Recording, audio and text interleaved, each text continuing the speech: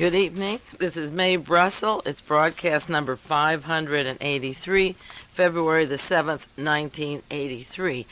The radio station has had difficulties, as many of you know.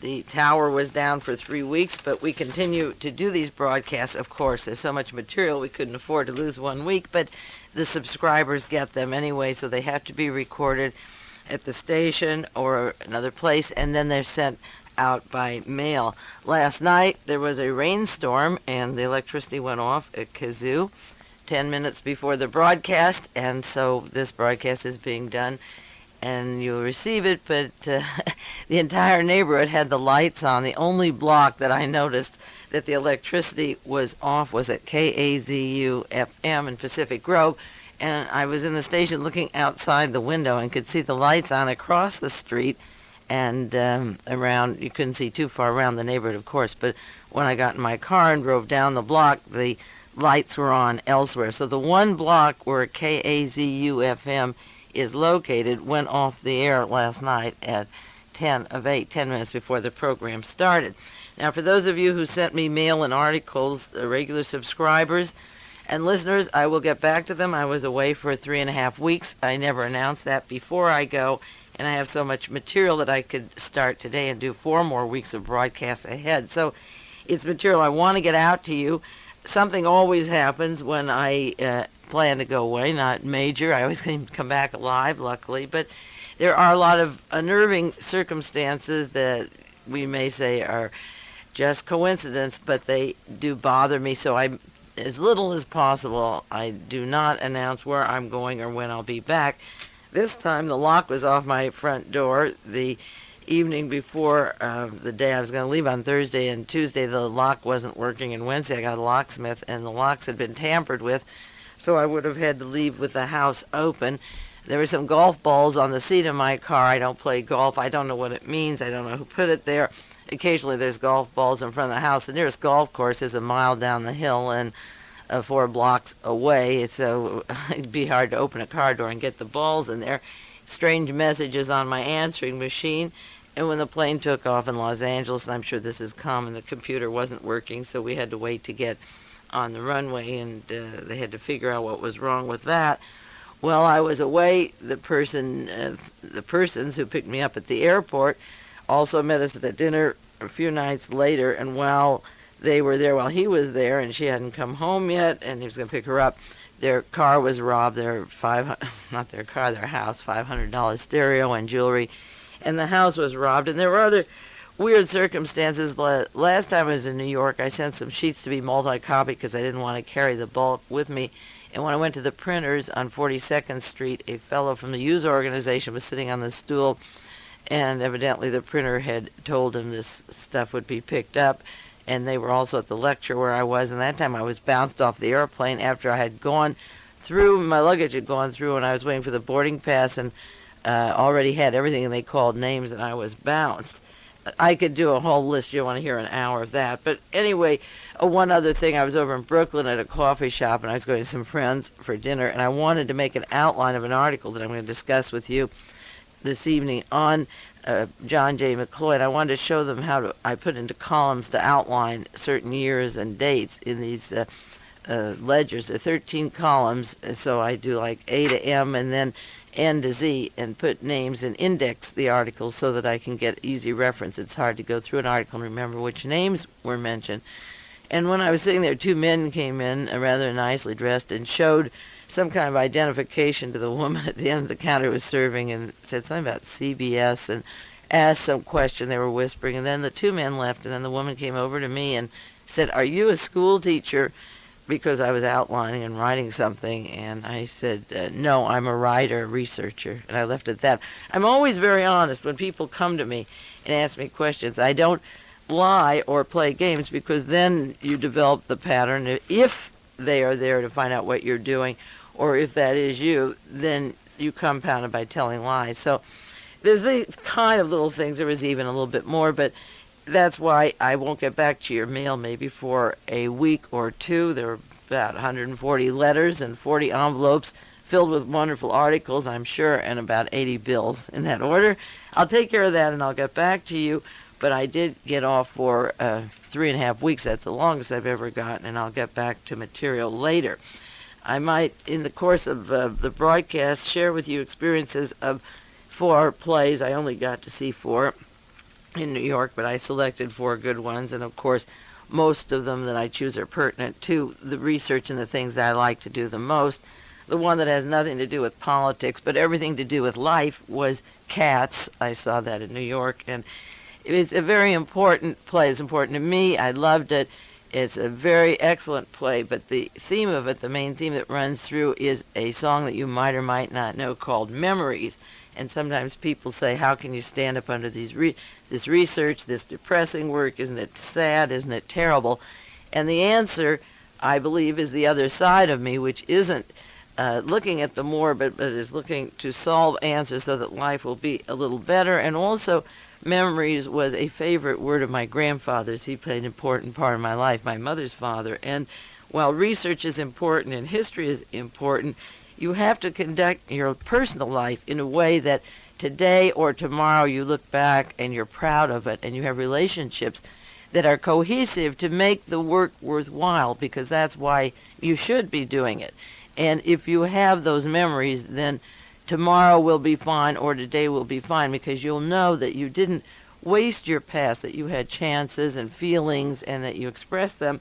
And so I've always, my hobbies have been things that had to do with memories, like sewing samplers and photograph albums, or the plays and music things that I did with my children and family, and holiday traditions. So this was a very exciting play for me, with the theme of memories running through it, sort of a Puccini theme running through it. It was written by Mr. Weber, who wrote Jesus Christ Superstar and Evita and Joseph and the Many Splendored Coat. And I went back to New York to be with my children and a friend and her husband, young couple who I was very close to. I knew her before she was born. I was close to the family.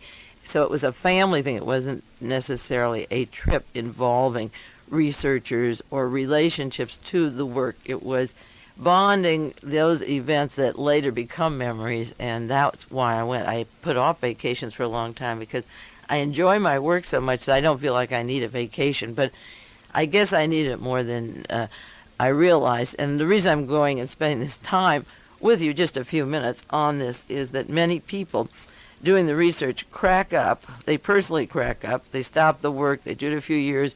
They break down. They get depressed. They call me, sob story.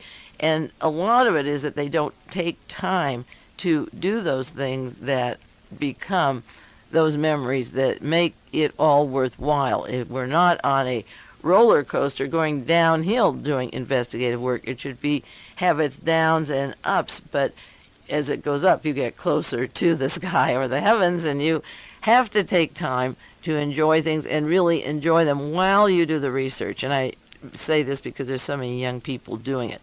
Make events so beautiful, during the day, even for the older people, that the work as fun is incorporated into those events.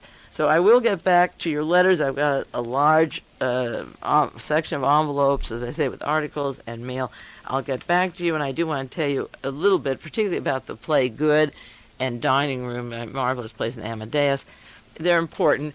One of the things that depressed me while I was even having a good time was that I went to see the play Good. It's the Royal Shakespeare Company. It's left now. It's maybe on a tour, but I don't know.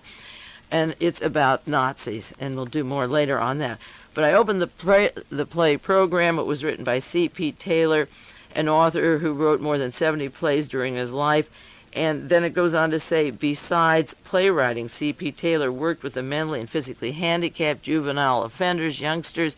He worked in drama therapy for the handicapped and was actively involved up to his death. About Good, he wrote in quotes, "The writing of the play is my response to a deeply felt and deeply experienced trauma in recent history, the Third Reich's war on the Jews, as well as an intellectual awareness that he deeply felt about the peace criminal and peace crimes in the Third World." And he saw Auschwitz being perpetuating, and he wrote this play. Now the program says, and I'm reading from the program, shortly before Good opened for the Royal Shakespeare Company, Taylor was interviewed by Stephen Grant of The Guardian. This is in London. He asked the interviewer, "Do you know that the Guardian's advertisements have this play down as Goodbye C.P. Taylor? Advertising this play good.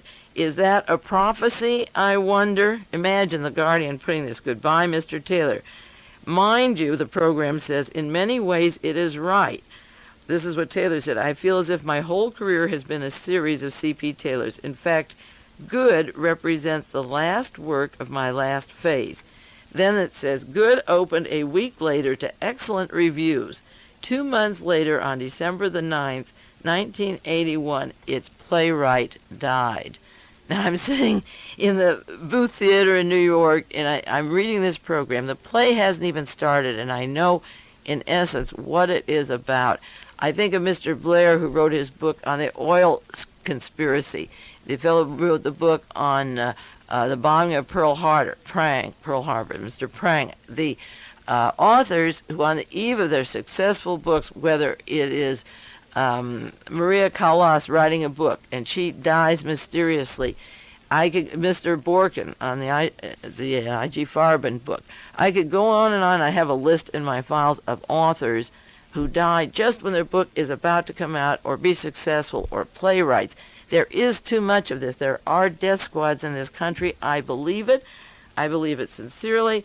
And when you read, and we'll talk for a minute, share about the butcher from Lyon, who's now been arrested, Klaus Barbie. What did he do with the United States government up till 1948? The war was over in 1945. The CIA got started in 1947.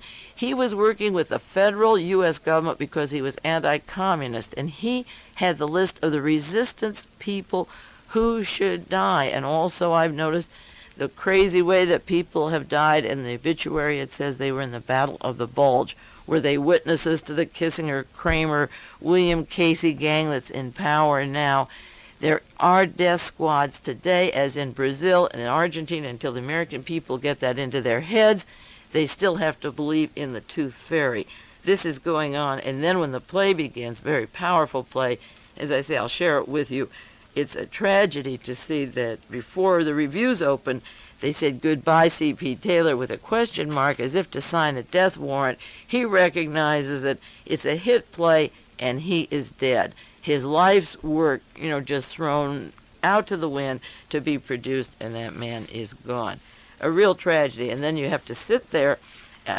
You don't have to, but I watch the drama. And it's really sad knowing that this man, had 2 weeks of enjoying it in London when it first opened, and then he's dead. Before we continue on, I just want to review again what happened this time last year. You know how I like to do that, and I have sometimes forgotten it because the weeks go so fast. Tape 531, February the 7th, last year.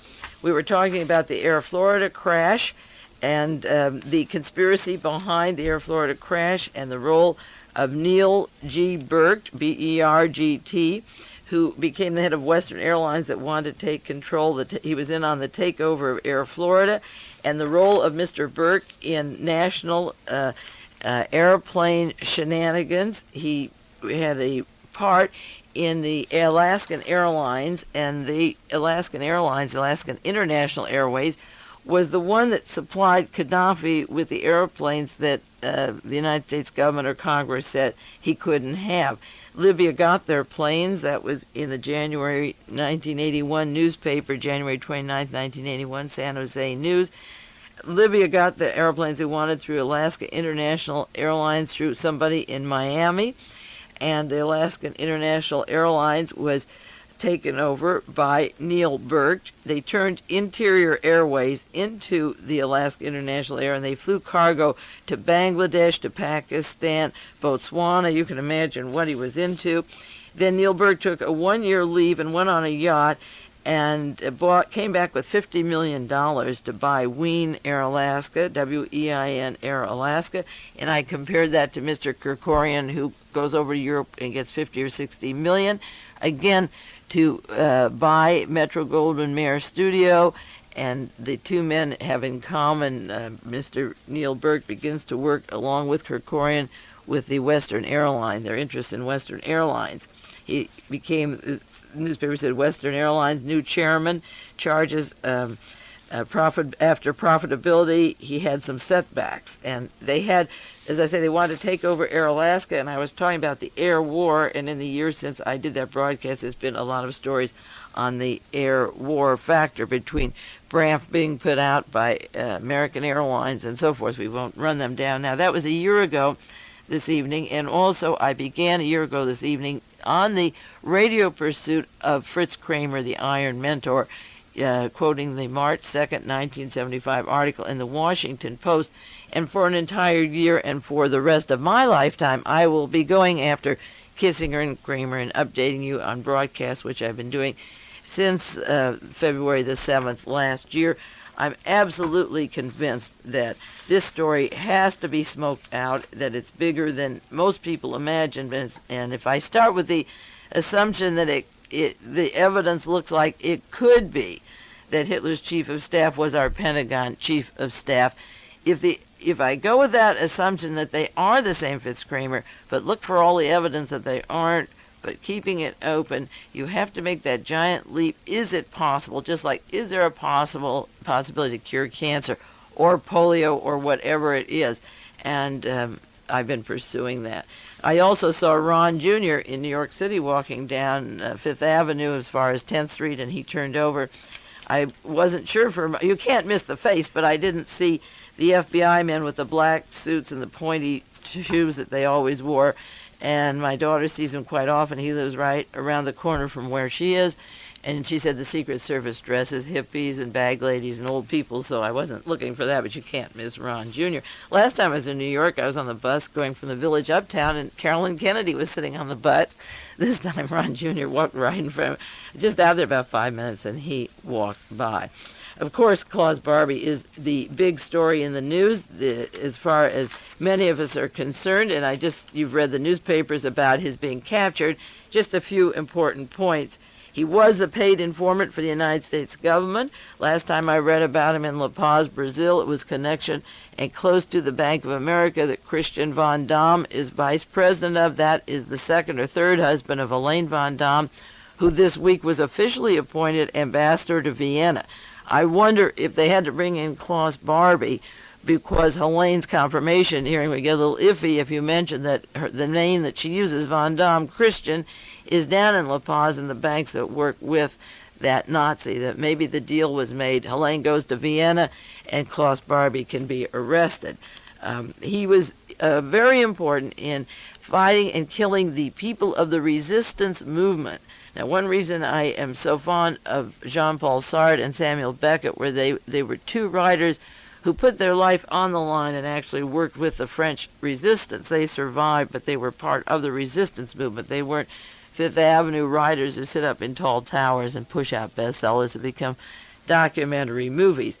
The important thing is that the government in France changed this past year. Mitterrand is president, and the government in Bolivia changed. And when the governments change, then you get some progress in rooting out the Nazis. People think they don't have to vote.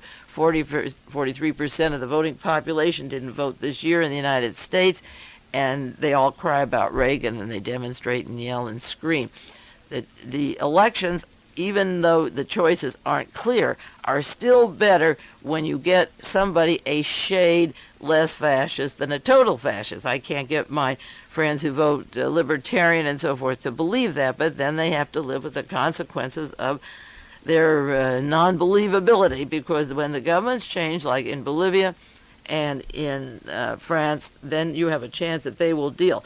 Believe me, if Giscard d'Estaing were head of France and won that election, you would never see Klaus Barbie. And also Mitterrand has said, we want to show future generations and we'll bring him back. For 30 years he was well connected. He changed his name in Bolivia in 1957 to Klaus Altman. 57 is one of the most important years. I keep referring to this. I'm charting it out, and one time I'll do a broadcast on just what happened in 1943 and what happened in 1957. It seemed that those were big turnover years, and a lot of things happened in 57. And when the governments changed in Europe, then the chance to bring him back happened. Now, what he did, see, he had access, as do these data banks, to the names of people who were in the resistance who survived that didn't get to the concentration camps. And those death squads, as I say, still exist. This Barbie doll's been brought back. He's the Nazi butcher from Lyon. But the deaths are continuing. It's very nice to center on Eichmann, but von Bolschwing was in California working with Hewlett-Packard, Stanford Research, ITT, Philco Ford, Warner Lambert, Elmer Bops, the pharmaceutical companies, the Cabots, the lodges.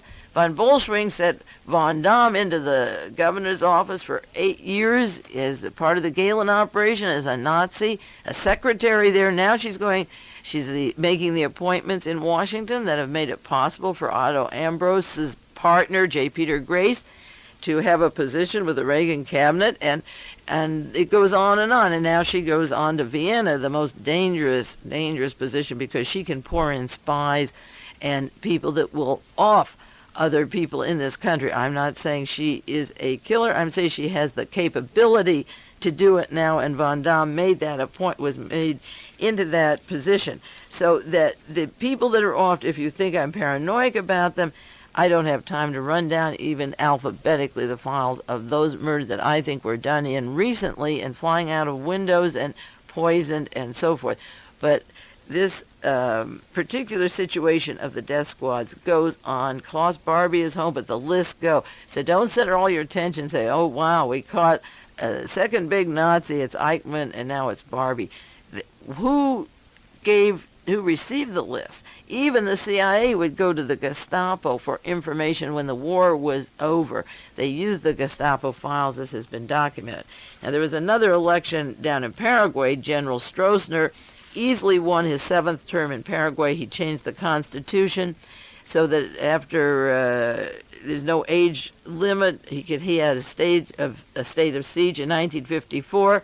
That's another Nazi that took over the country of Paraguay, where Joseph Mengele, who is an American citizen and was a citizen before he was in Auschwitz, works with the United States government, works with the Energy Department, is sterilizing the Indians in Paraguay. General Alfredo Stroessner, Stroessner, won an overwhelming victory down in Paraguay. He will never be out. They have charged fraud and so forth, but whoever screams too much irregularities is the word, will be killed. He has total control, and he is a finger of the octopus of the United States intelligence and the Nazi combine also. So one election worked in Bolivia, but Stroessner will be there forever unless there's no way to get a revolution with the kind of control he has, because I'm sure anybody who really would oppose him has been killed in the woods when he barely got out of high school or college if they had the potential. Now, one moment, I want to just briefly remind you of the past of Warren Burger. This week, the U.S. Chief Justice proposed creating a temporary court, a 5-year appeals plan to ease the Supreme Court workload. He looks like we can't carry the load. First of all those men, 5 of them are over 70 years of age. Burger is 75. But he was working with Mr. Tugwell and a group out in California in Santa Barbara years ago, and I did broadcast maybe 5, 6, 7 years ago on doing away with the Constitution, the American Constitution, writing it over, no trial by jury. He was behind that. Warren Burger is from Michigan, the same as Daniel Ludwig, Henry Ford, Gerald Ford, Warren Burger. There's a whole nest of fascists that came out of the Detroit, Michigan area, and also infiltrated into the Michigan politics, and he was the one who flew to California to change the Constitution on the no trial by jury. So why would you trust an old dog a few years later who wants what he calls a temporary court? That would be what Hitler liked, a temporary court, and once they get it, try to change it. Not a chance. Also, this week, it's going on tonight, tomorrow night, at the end of the week, there's a 3-credit course and a TV movie called Winds of War. My first suspicion about it was driving up from L.A. on Sunday up to Carmel, and every hour, if not every half hour, the radio stations were promoting this movie. It cost $40 million, Winds of War. The San Francisco Chronicle has a discussion of the movie. It says using the $40 million as a basis of discussion, they're conducting classes at some universities on this movie. In quotes, World War II, this is what the course is about, based on the movie, serves as a background on many problems still facing the world. the division of Europe, the rise of the Soviets, the position or lack of position of the Jews. Israel makes no sense without knowledge of World War II, and the problems of the Middle East make no sense without Israel. It is a perfectly orthodox history class. Now, what's wrong with this history class as described in the presentation? World War II is a background of the division of Europe, the rise of the Soviets. Now, here's the catch on that. The minute the Soviets had their revolution, the minute they had it, Herbert Hoover, who had his citizenship in England and the United States, had never been in the United States for 20 years, was used as a funnel for the Belgian relief and to bring the Tsarists out of Russia, arm them, the Solidarists, the Vasilov Army, the monarchy. Tsarov fled to Monte Carlo to arm the world, destroy the Versailles Treaty in 1918 when it was signed. By 1919, Germany was rearming because the Soviet had a revolution. Now, the French had a revolution, the United States had a revolution, but the Soviets couldn't have a revolution because then the monarchy would be thrown out, and it's the monarchy that's precious in this case. So the Russian Revolution, the reason for the expansion of Russia is they created World War II, and they're creating World War III, and Russia has to go into places like Afghanistan to secure their borders, and Poland. And Europe is sliced, the division of Europe, because the intent is to capture the Soviet Union and Siberia once and for all for the minerals, the gold, the kings and queens, the czars, to put them on their thrones. So that the West has provoked Russia ever since they got rid of the pogroms, the killers, the assassination teams, the bankrupt, the morally decadent monarchy. Russia has never been left alone, and the powers that be decided we will destroy and capture them. We will not compete with communism or socialism. Socialism became National Socialism, and Hitler formed his own kind of socialism. In Italy, incidentally, the Socialist Party is the Nazi Party. Israel makes no sense without knowledge of World War II and the problems of the Middle East. But I'll bet you there's a few more nights to go in the rest of this week in a discussion. And I'll bet you ahead of time they will not talk about the Grand Mufti and Hitler's organizations in the Middle East. I will bet you a long subscription to tapes they will not talk about Martin Bormann going with the Haganah. I'll bet you a year's subscription to tapes they don't discuss how Folk Bernadotte was with Himmler in the bunker before he went to Palestine, and how England was squeezed out by the Nazis and the Americans so that we could control the United States and the Nazis, the entire Middle East. They will not talk about von Bolschwing and Eichmann reading Theodore Herzl and the various stories, how Israel was formed, learning Hebrew, speaking Hebrew. They will not discuss that, Weizmann or Herzl. They will not discuss the forming of Israel by the Nazis. They will not discuss Mr. Begin and his brown shirts trained with Mussolini and being trained in Poland when the Germans were there on terrorism and bombed so that he could go to Palestine and bomb the British out of there. I'll bet you a year's subscription of tapes that they don't discuss these things, how the Middle East was formed. They'll tell you it was a sympathy for displaced Jews. That's what they'll tell you. Not that they had a net waiting, a basket waiting to dump them into and to tie them up like you do your garbage at the end of the week, and eventually put a little plastic thing around their necks and dispose of them and have the territory. Watch and see that. No, the way that the Soviet Union was handled by the Western world that caused them to have a buffer between Germany and them, that is not what is taught. And as long as history is taught with lies, as long as you go on the premise of a false story to justify your armies and your missiles and your weapons, it's not a course in history. That's what's so valuable about these tapes, I believe, is that I could give you the books and the articles and the research that would back up those things that I've said and what I've said on the history I've had in all the back tapes. You can get it. And the stories that they put on television, whether it's Jonestown or the SLA or the Manson story, they are historic lies. And the more proportion of money they spend and publicity they spend to do it, then the greater the layer of lies. It takes a lot of money, such as $6 million to write the Warren Commission, or $6 million to reinvest for the House Select Committee on the assassination of John Kennedy. It takes a lot of money to lie. It's very important to lie. We'll take a 1-minute break now, and we'll turn this over, and then we'll continue on the second half of this broadcast.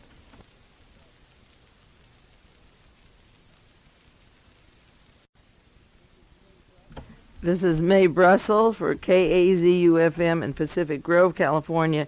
It is the second side of broadcast number 583, February the 7th, 1983.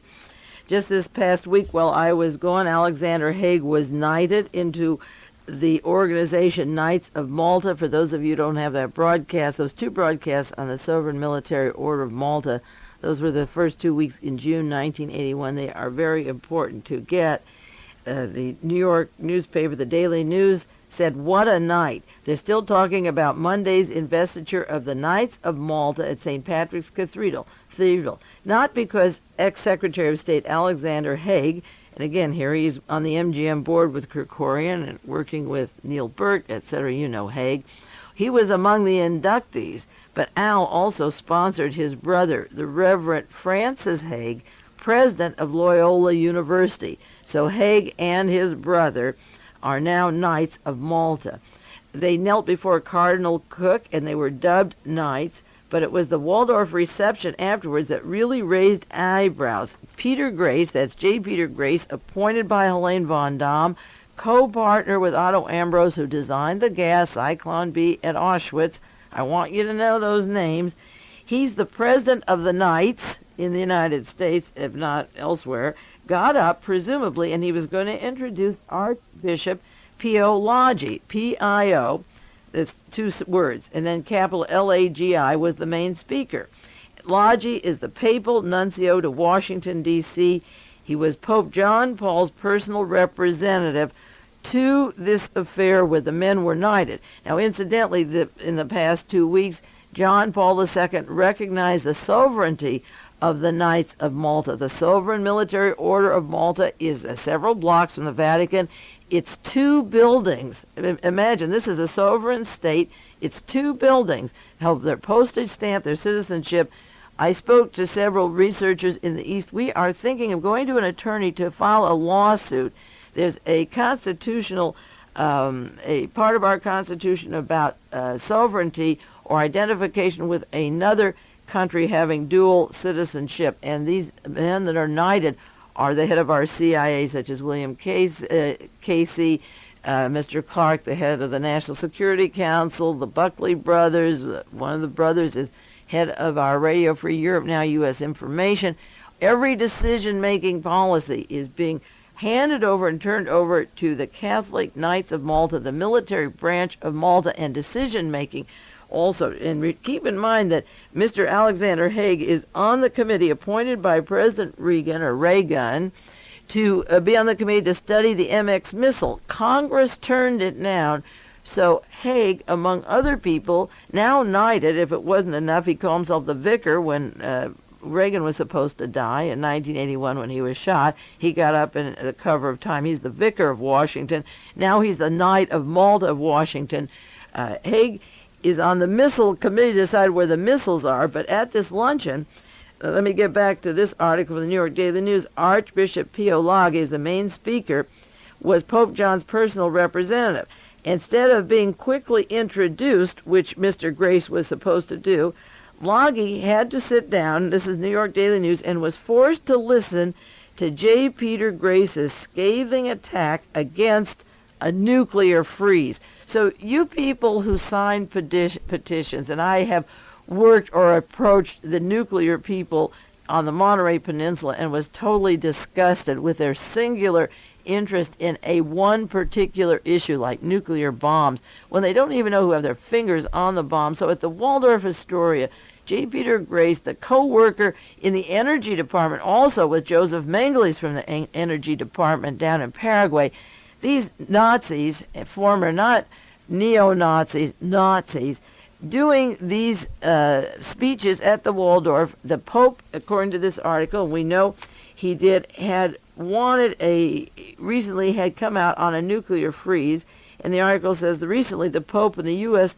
bishops had taken an opposite stand. They were for the freeze. They seemed to be for the freeze, freeze, but his representative was to speak. And J. Peter Grace, the man who I said is making the body bags to carry, in quotes, coal from Colorado to the Pacific Ocean, you better look for that one, among other things he's doing, used the opportunity after knighting the Haigs and others. Now, I have to write to the New York Daily News and see who the others were. But they use this induction for scathing attacks against people who don't want atomic bombs stopped. So the Vatican is very much into American policy because they knight the man who's on the committee to see where we put the missiles when you, the people in Congress, voted not to have them. Then Reagan appoints a committee of where to put them and how to get them. Anyway, Congress isn't worth a thing until you realize this hidden government that is very visible. It isn't too hidden, really, if you want to see where it is. Now, one quick item or two or three before I want to go mostly into the story of John J. McCloy in Harper's Magazine this month, because copies are still available, and if you can't get it, I'll copy them and send them to you. One article in the Wall Street Journal, January 13, 1983, Chase Manhattan is trapped in a legal tug-of-war between the United States and Britain. The High Court in London ordered the Chase Manhattan Bank to ignore a subpoena for their records by the grand jury. Now, in essence, what this is about is that the Chase Manhattan Bank is caught in a tug-of-war with a federal United States grand jury and the British courts over the access of bank records. Now, the records have to do with Mark Rich, R-I-C-H, and his investments overseas and his accounts, the Mark Rich and Company International Oil Trading Firm. Now, that's the fellow that bought half of 20th Century Fox, the Kissinger, who is a direct agent employee of Chase Manhattan on the board, and Jerry Ford from the Warren Commission and the CIA on the board.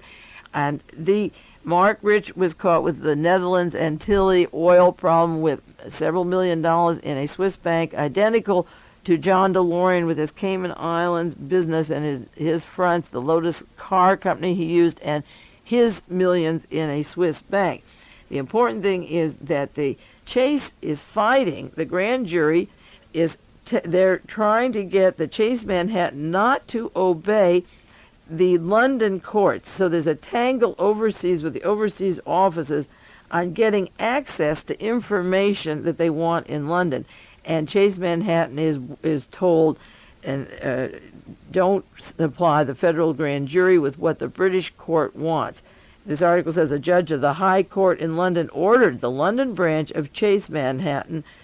The judge of the High Court in London ordered the London branch of Chase Manhattan to ignore the subpoena from the grand jury in New York for the records on Mark Rich. So the judges in London are ordering them to ignore in London the subpoena from New York, and they're keeping secret the story of Mark Rich. And Mark Rich is important. Grace Kelly was on that board when she died, and Kissinger and Gerald Ford and Madame Chennault of the Flying Tigers and Air Opium, so forth.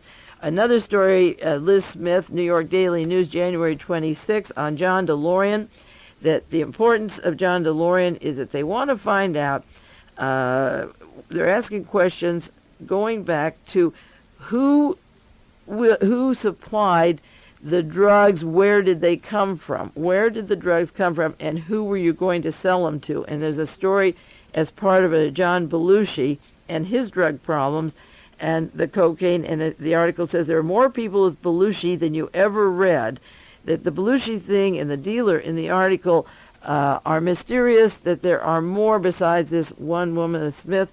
There are more people involved with Belushi. And then, continuing the Belushi story, says in his long-tormented interview on the ins and outs of drug dealing, Mr. Baber asked a question that this columnist has asked months back after the arrest of DeLorean.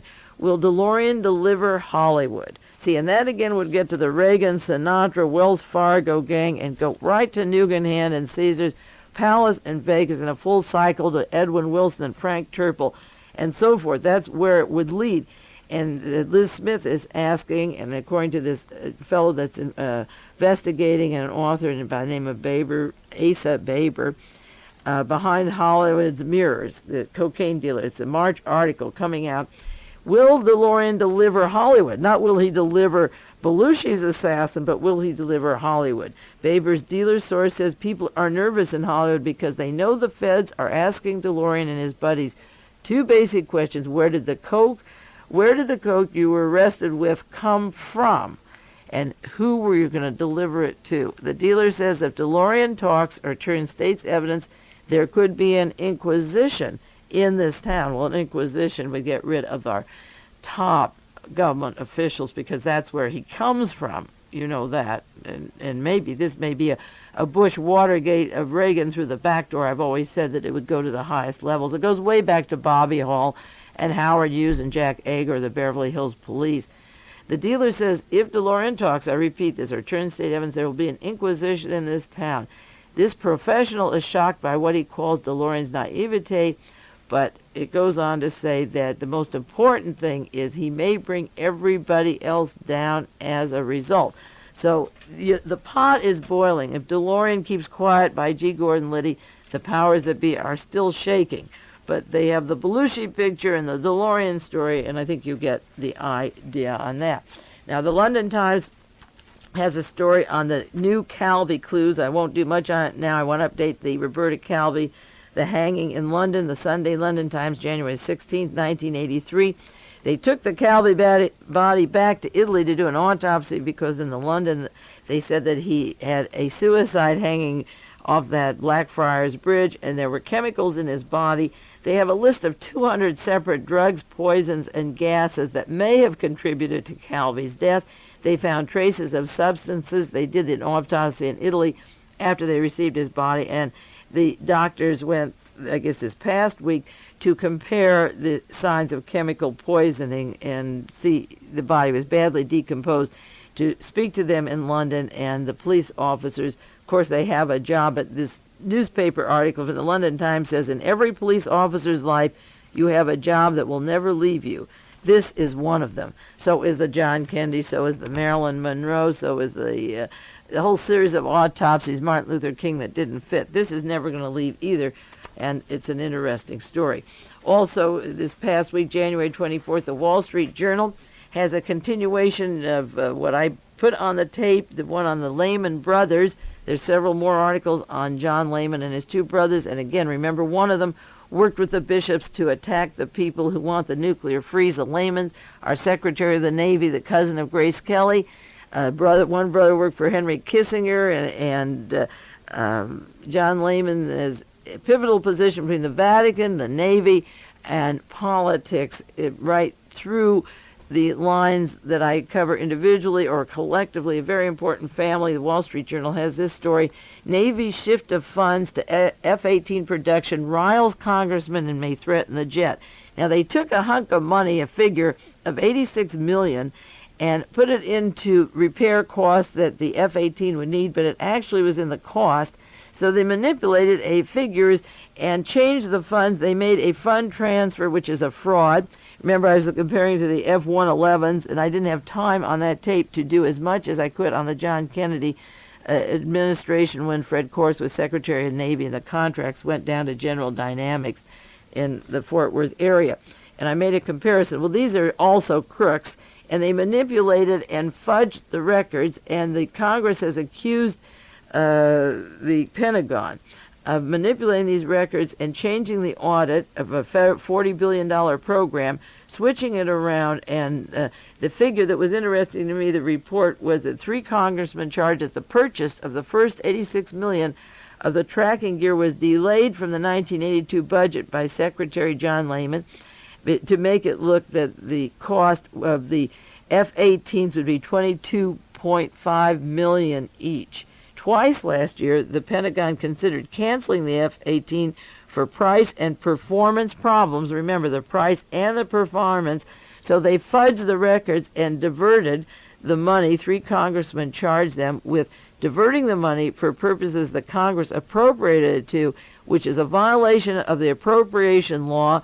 They have been evasive and misleading. This is in the Wall Street Journal, January 24th. So these are a bunch of thieves diverting money, changing the books before they ever get started. Apple doesn't fall far from the tree, does it?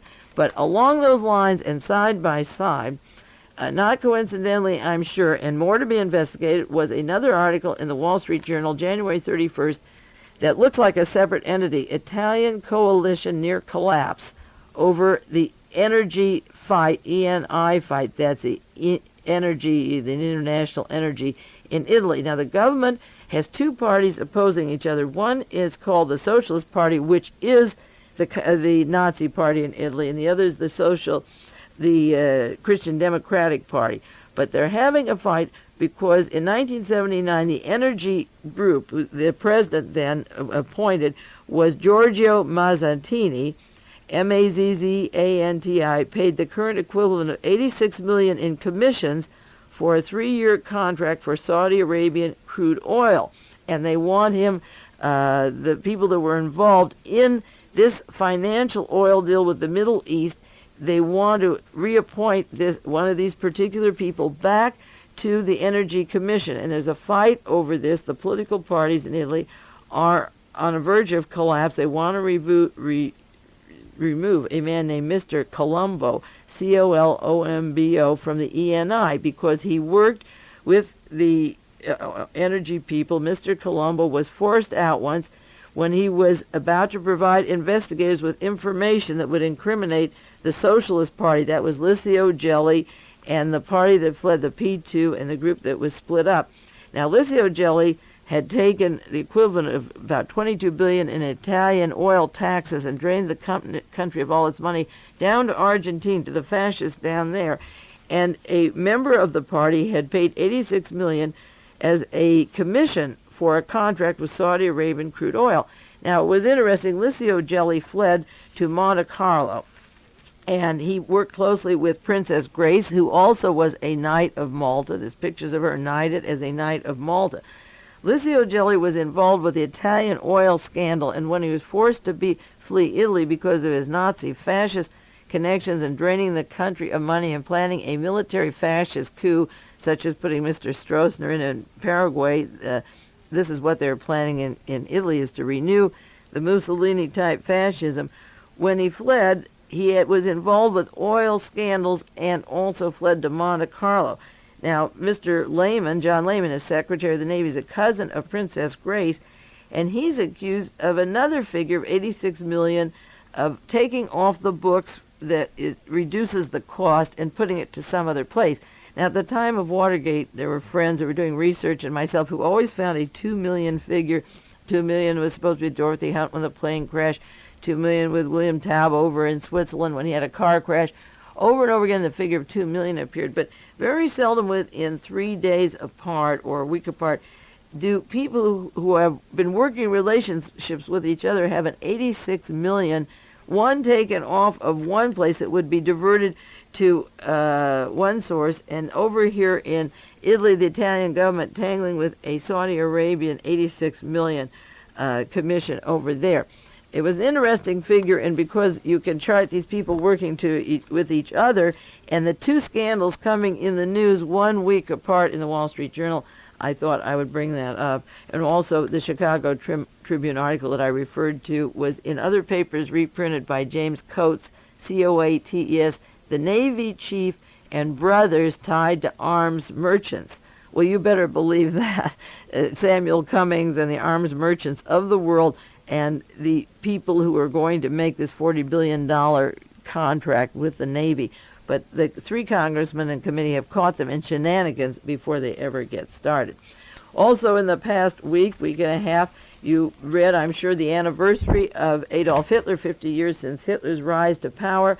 The New York Times had a long story, and I'll detail that for you later. There's just 1 or 2 names I want to pull out of this story. The New York Times, Sunday, January the 30th. The Nazis' rise to power made little impression. And this is a story about few people in the Western world, even among the politically informed, realize the significance of the event. BS. They understood it perfectly. He had been funded since the Versailles Treaty. We worked with him after he was in, before he came to power, put him to power. Ford, General Motors, ITT, the American corporations knew exactly who was in it. When he came into power 50 years ago, they knew. But the interesting thing is that in this article on the anniversary of Hitler's ascendancy, that the world wasn't informed of people, few people understood him, they weren't politically aware of him. He had written Mein Kampf, he said what he was going to do. This article tells about the United States Embassy in Berlin at the time, 1933. No one in the embassy had any knowledge of the structure and ideology of the National Socialist Party. I don't believe they didn't know about the beer halls, that they didn't know Hitler was in jail. It said, let alone did they know its objectives in foreign policy, and you know that was wrong because Hitler was armed by the American corporations, the British, and so forth, to stop the Soviet communist government. The New York Times says this was doubtless due to the myopia of Herbert Hoover's Secretary of State, Henry L. Stimson, Henry, L middle initial Stimson, whose diary in 1931 of his visit to Germany doesn't even mention Hitler. Herbert Hoover, he was arming these white Russians and these czars and the arms merchants, and his Secretary of the State didn't even mention Hitler. And it was to be corrected by Roosevelt's ambassador, William E. Dodd. But in January of 1933, the United States government was no better prepared than the British or French to appreciate the meaning of Hitler's coming to power. This is written in the New York Times, a push for Hitler by a Gordon Craig, whose book, The Germans, put out by Putnam. He's a history professor at Stanford University. The Hoover Tower, the recipient of the Himmler and the Goebbels and all the activities of Adolf Hitler and the resurgence of World War III and all the promotion of Ronald Reagan and the von Bolsheviks and the vonDamms all comes out of the Hoover Institute. That's why when people talk to me about the trilateral, that's important, or the Council of Foreign Relations, I counteract, have you ever studied Stanford University and the people there and the role of Herbert Hoover and what the Hoover Tower has in it and the power it has? So a man writing from Stanford University on Germany tells you that the Secretary of State, Henry Stimson, had myopia, that Herbert Hoover, the president, didn't know a thing. His Secretary of the State visited Germany. He didn't even mention him. Why would he mention him? Well, all you have to do probably is look at the canceled checks. You don't have to talk about him. But that scandal, Henry Stimson, is important because if I don't have time this week, I'll do it for the next week because I do want to get on to some other articles I have here to briefly mention. In Harper's Magazine, it's on the stand now, and if any of you don't have it, I saw about 8 copies over at Bookworks in Pacific Grove. They still have them from last month, the February Harper's Magazine, or I copied it. It's approximately 16 pages, and with the weight and so forth, it would be about $2 to duplicate for the mail, and then for postage, I can get a copy it for you. It's called Minister Without Portfolio, the Most Influential Private Citizen in America. And it's about John J. McCloy. I caught on to McCloy 20 years ago when December 1963 he was put on the Warren Commission by Lyndon Johnson. And the importance of Mr. McCloy is his work with the Nazis. We'll go into detail, maybe 1 hour on McCloy next week. But he was put into power by Henry L. Stimson from the Hoover administration. He was handpicked by Stimson. So in the same week that I'm outlining the article on McCloy, I'm reading about Hitler and how Stimson is over in Europe representing Herbert Hoover and doesn't even mention Hitler to people in the United States. And the man who writes it is from Stanford. The people that you study, the names in the news, and if you see who writes the byline, you get a pretty good idea now who's producing it, who's writing it, what the storyline is going to be. It's pretty accurate. And so we'll go into Henry Stimson because Henry Kissinger was the product of John J. McCloy. McCloy was put in by Stimson, and Stimson was put in by Herbert Hoover. And again, that same linear connection. The most important men in U.S. history probably are Herbert Hoover, Allen and John Foster Dulles, William Donovan, John J. McCloy, certainly, and of course the Kissinger-Kramer gang, you know, that Henry Kissinger and Fritz Kramer, and the role that they played taking us right up to the present day, because Kissinger is everywhere in every place, and he owes that to McCloy, who owns his position, to Stimson, who owes it to Herbert Hoover, and it's all right in front of your eyes. Every time you read an article now, these names bounce back and forth. So I think next week I'll get just to the John J. McCloy and update some current things for you that I read this week and want to share with you. One from the New York Post, February the 3rd, touchy probe of Senator Thurmond. Maybe you saw it or didn't see it, the Jack Anderson column. Ex-CIA agent Edwin Wilson is a man whose name comes up in relationship to payments to Strom Thurmond. Now, many of you know or didn't take the tapes at the time. I did those tapes on the murder of John Lennon, on Mark David Chapman, his links to the travel agencies, to the Nugan Bank in Hawaii, the locations of the cities around the world, and Strom Thurmond, who tried to deport Lennon. If you can't deport him, shoot him. That Frank Churchill and Edwin Wilson worked with Senator Strom Thurmond. Well, this week there's another article on a touchy probe. Hasn't made the headlines yet, but the very fact that more will be coming out on the CIA or payments to Strom Thurmond. Now, what was he getting? Why did he want Lennon out? And why was Lennon killed several weeks before the Reagan administration came in? And as I said, John Lennon had to be killed several weeks before because he's the one person who could rally 1 million people in 1 hour to oppose those bloodbaths in El Salvador, Honduras, and Guatemala, where we're going to wipe out the native population and put in people like the equivalent of Stroessner, who will be there forever. Senator Strom Thurmond is important because of the federal government documents of his role against John Lennon and his role with Frank Churchill and Edwin Wilson, who were the paymasters for the killer assassination teams. Were they paying Thurmond, or was the payment for them going the other direction? Who would know, and how much went through the office? But what were Wilson and Churchill doing there? That came out this week some more, a touchy probe. No headlines, as I say. Then there's another story in TV Guide. You might have seen the cover of that this week, Princess Grace. It never really was a fairy tale. I mentioned that, the February 5th, 1983 TV Guide, because when these things are written, I look for the author, and the author was Stephen Birmingham, S-T-E-P-H-E-N, Birmingham.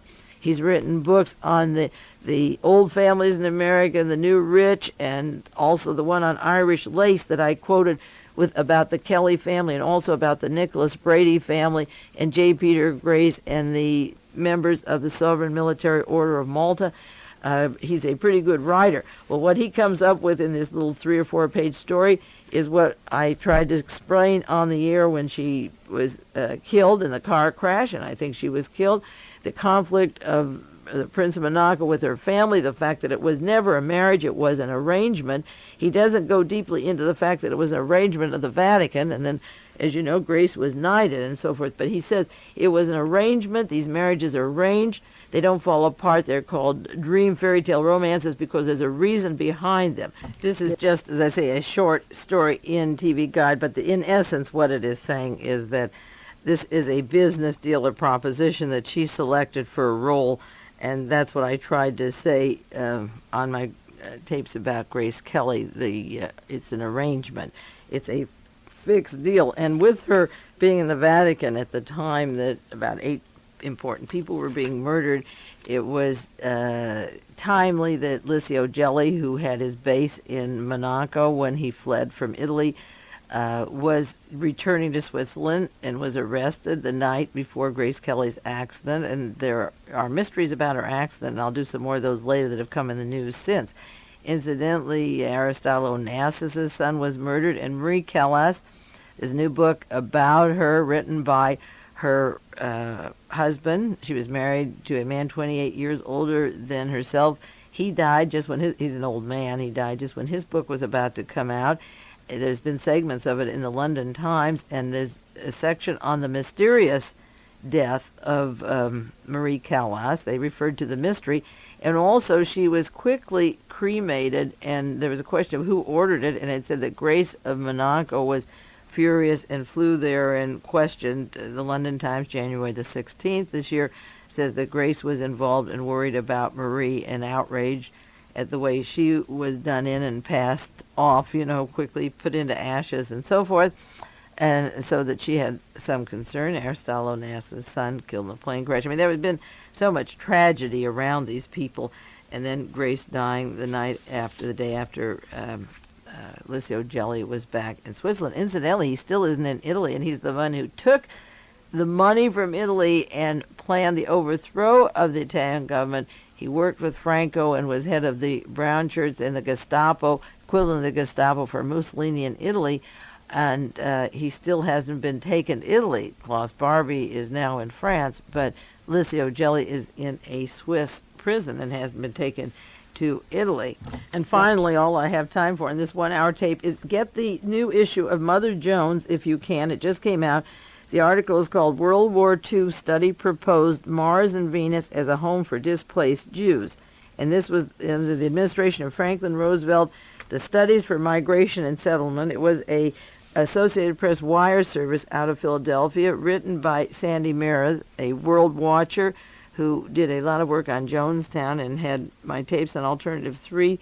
These are the documents of trying to arrange to send excess population to space. We'll do more on that later. For those of you who know my Alternative 3 programs, the book by Leslie Watkins, I'll update that for you. There's going to be an article in Omni on Alternative 3 soon, and we'll do more next week, but the time is out now.